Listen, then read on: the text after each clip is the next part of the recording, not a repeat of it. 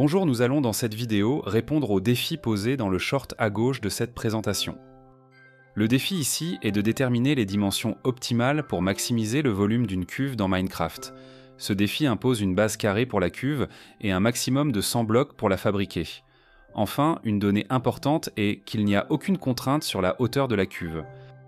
Pour commencer, il est important ici de faire une représentation de la situation afin de voir comment répondre à la problématique.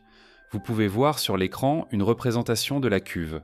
On peut voir que la cuve possède bien une base carrée. La longueur du côté de la base est ici de 4 blocs.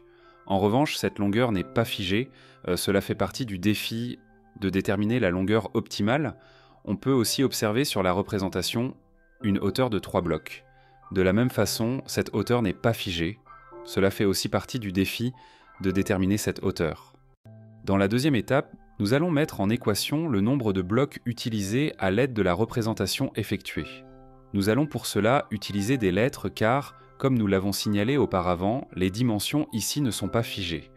Pour commencer, nous allons compter le nombre de blocs sur la face violette. Nous avons L fois H blocs sur la face violette.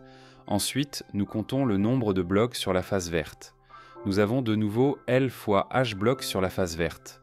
Pour les zones rouges, nous avons L moins 2 blocs fois la hauteur H, et nous multiplions le résultat par 2 car il y a 2 zones rouges.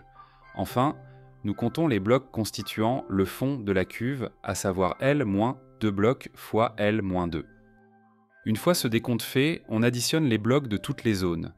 Nous avons ainsi une expression prenant en compte la totalité des blocs. Ensuite, nous ajoutons la contrainte de l'énoncé concernant le nombre maximum de 100 blocs. On développe l'inéquation et cela nous donne l'inéquation suivante. L carré plus 4H moins 4 multiplié par L plus 4 moins 4H le tout inférieur ou égal à 100 blocs. On pose ensuite L est égal à X pour plus de visibilité pour la suite. Cela nous donne l'équation du second degré affichée sur l'écran. On constate dans cette équation que nous avons un paramètre qui n'est pas figé. En dehors de X, il s'agit de la hauteur H. Pour la suite de la résolution de l'équation, nous allons tester la valeur de H pour les valeurs de 2 à 6. Pour la troisième étape, nous allons résoudre l'équation du second degré pour une hauteur égale à 2 blocs. On remplace donc la lettre H dans l'équation par le chiffre 2. On simplifie chaque partie de l'équation. L'équation devient x au carré plus 4x moins 4 inférieur ou égal à 100. On fait passer le nombre 100 de l'autre côté de l'inéquation. L'équation devient x au carré plus 4x moins 104 est inférieur ou égal à 0. L'équation a maintenant la forme bien connue pour les équations du second degré. On va maintenant résoudre cette équation en 3 étapes. La première étape de la résolution consiste à identifier les coefficients a, b et c de l'équation. Ici, a est égal à 1, b est égal à 4 et c est égal à moins 104. La deuxième étape de la résolution consiste à calculer le discriminant delta. Delta est égal à b au carré moins 4ac. Ici, delta est égal à 4 au carré moins 4 fois moins 104. Cela donne delta égal à 432. Delta est supérieur à 0, nous sommes donc dans le cas numéro 1 indiqué à gauche. Il existe 2 solutions réelles à cette équation du second degré.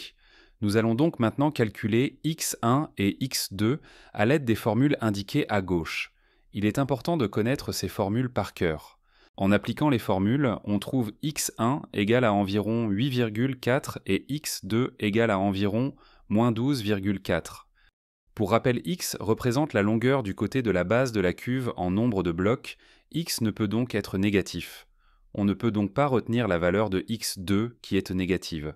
De plus, x1 est égal à environ 8,4.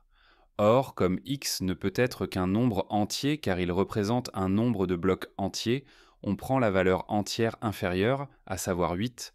On ne rentrera pas dans le détail ici, mais on peut faire comme ça, car la fonction polynomiale associée est croissante pour les réels positifs. On retient donc que x égale à 8 est la valeur qui maximise l'utilisation des 100 blocs sans les dépasser pour une hauteur de 2 blocs. Nous allons maintenant calculer le volume de la cuve pour la valeur du côté de la base carrée de 8 blocs et la hauteur de 2 blocs.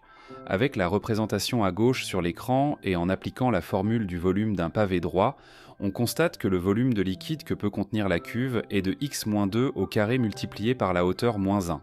On enlève un bloc à la hauteur car il y a une couche de bloc, au fond, qui se soustrait à la hauteur de 2. On remplace x par la valeur de 8, déterminée à l'étape précédente, et h par la valeur 2. Cela nous amène à un résultat pour le volume de 36 blocs. Pour la dernière étape, on répète les étapes 3 et 4 pour des valeurs de h qui vont de 3 à 6. On ne va pas détailler les calculs ici. Ces calculs suivent exactement le même principe que pour h égale à 2. Je vous affiche les résultats des volumes trouvés pour ces valeurs de h. On constate que le volume de la cuve est le plus élevé pour une hauteur égale à 3 blocs et un côté de la base carrée égal à 7 blocs, ce qui répond à la problématique. Voilà pour cette vidéo qui touche à sa fin. Alors si vous avez apprécié cette vidéo, n'hésitez pas à vous abonner, cela aidera la chaîne à se développer.